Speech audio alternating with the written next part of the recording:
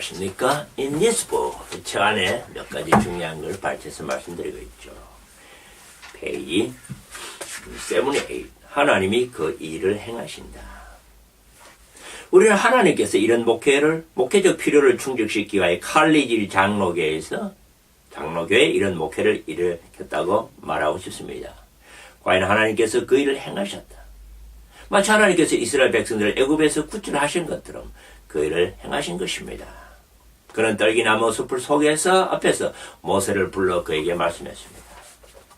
내가 애굽에 있는 내 백성의 고통을 정령히 보고 그들이 그 간역자로 인하여 부르짖는 소리를 듣고 내가 내려와서 그들을 애굽인의 손에서 건져내고 내가 너를 보내리라. I will send you. 출애굽기 3장 7절 10절. 우리 모두는 하나님께서 우리에게 말씀하시는 즉 나는 칼리지 장로교에 있는 내 백성의 탄식 소리를 들었고 그들을 목회하기 위해 내가 너를 보내리라 는 음성을 들어야 하는 것입니다. 나는 멜빈 목사님, 하나님께서 모든 교회가 목회 사역을 평신도들에게 개발할 것을 원하신다고 확신합니다. 이를 이루는 한 가지 방법은 목사와 평신도가 한 팀이 되어 일하는 것이죠. 이것은 목사의 전문적인 목회 훈련과 경험이 평신도 사역자의 지혜와 실제적인 지식이 함께 잘 어우러지게 하는 것인데 이렇게 하여 하나님은 실질적으로 자기 백성을 잘 돌보도록 하신다는 것이죠. 토마스 길리스피 학자는 다음과 같이 말했죠. 이와 같은 목회는 안수받은 목사들이 목회 사역을 평신도들에게 위임하려 하고 모든 하나님의 백성들이 기꺼이 움직이려 하고 모든 목회자들이 스스로 섬기려 나서려고 할 때에 실현될 수 있다라고 말했죠. 교인들을 준비시키기. 교회 안에서 평신도를 순수한 목회에 불러들인 것은 전혀 새로운 일이며 어떤 면에서는 혁명적인 일이기도 하고 거기에는 그만큼 해야 할 일이 많다는 뜻이기도 하죠. 만약에 교회 지도자들이 이 원리가 하나님의 의도라는 것을 충분히 인식하지 못한다거나 그리고 교회 목사가 평신도들에게 목회자가 되는 것이 사역자 되는 것이 하나님의 부르심이라는 사실인 것에 대해 설교하고 가르치지 않는다면 평신도 사역자 되겠다는 후보자들이 많이 등록하였을지라도 교인들에게는 잘 받아들여지지 않을 것입니다. 교회 모든 성도와 함께 평신들의 목회 사역을 서로 주고 받을 준비가 되어 있어야 합니다. 교인들을 준비시킨 데는 몇 가지 사항이 있죠. 첫째, 평신도 목회에 대한 설교를 시리즈로 하는 것입니다. 둘째, 설교, 가르침, 공부, 토론을 통해 분위기를 만들어야 합니다. 세 번째, 교회 주보와 목회 서신을 통해 교인들과 대화해야 합니다. 네 번째, 여러분의 활동과 비전과 계획들을 교우들과 함께 나누고 또한 그들을 초대하여 이런 것에 동참시켜야 합니다. 주중에 혹은 주말마다 평신도들의 간정시자는 시간을 가져야 합니다. 여섯 번째, 평신도 목회자 은사나 평신도 목회 참여에 관한 책을 골라서 팔거나 빌려주는 것이 필요하죠. 일곱 번째, 이미 다른 사람들을 돌보는 사람들을 잘 관찰하여서 어느 교회는 사실 그런 사람들이 있죠. 그들을 격려하고 더 효과적인 사역이 되도록 관심을 갖도록 하는 것이죠. 이런 사람들은 여러분의 목회 그룹을 위해 헌신할 가능성이 있는 사람들입니다. 세 단계. 우리는 평신도 사역을 시작하고 몇 년이 지난 후에 이 사역에 세 가지 단계가 있음을 알게 되었다는 것이죠.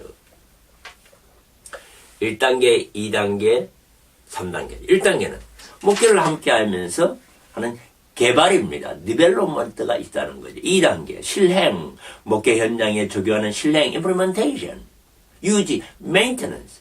계속해서 이대로 전진한다는 메인테넌스입니다. 개발 단계는 1년이 걸렸는데 그 이후는 3단계 모두 동시에 진행되었으나 예를 들면 단계 1, 개발은 계속되어야 합니다. 사역을 해나가면서 무엇을 바꿔야 할 필요가 있는지, 무엇이 잘 되고 있는지, 무엇이 잘 안 되고 있는지, 그 이유가 무엇인지 알아야 되죠. 여러 가지 어려움과 고통이 있고 연구와 평가와 기도와 모임이 많이 있어야 할 것입니다. 사람들은 원래의 계획을 바꾸려 하지 않는 경향이 있죠.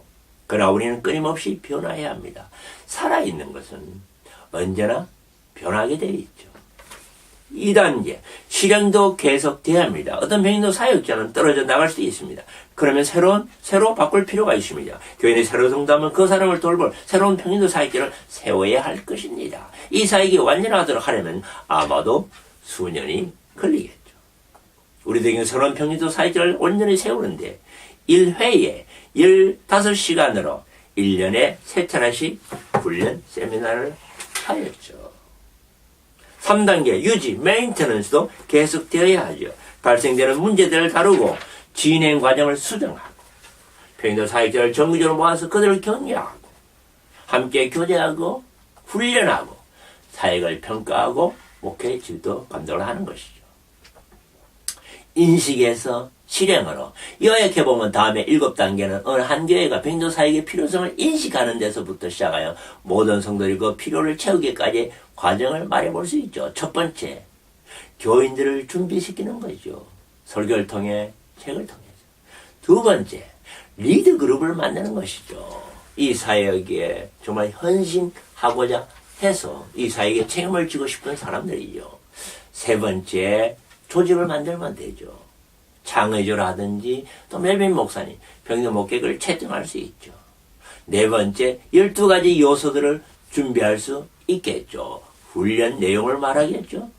다섯 번째, 공식위원회 당회나 재직회에 말해서 거기서 공식적으로 이렇게 입증을 한다는 걸 받아야 되겠죠. 그 다음에 모집하고 훈련시키면 되겠죠.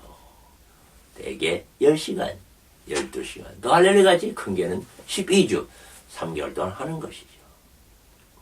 7번째 병인도 사역자에게 가족을 할당하죠. 이렇게 해서 칼리지 장로교회는 무사히 이 사역이 시작돼서 잘 출발해서 한 10여 년간 계속 지속되어야 한다는 것이죠. 감사합니다.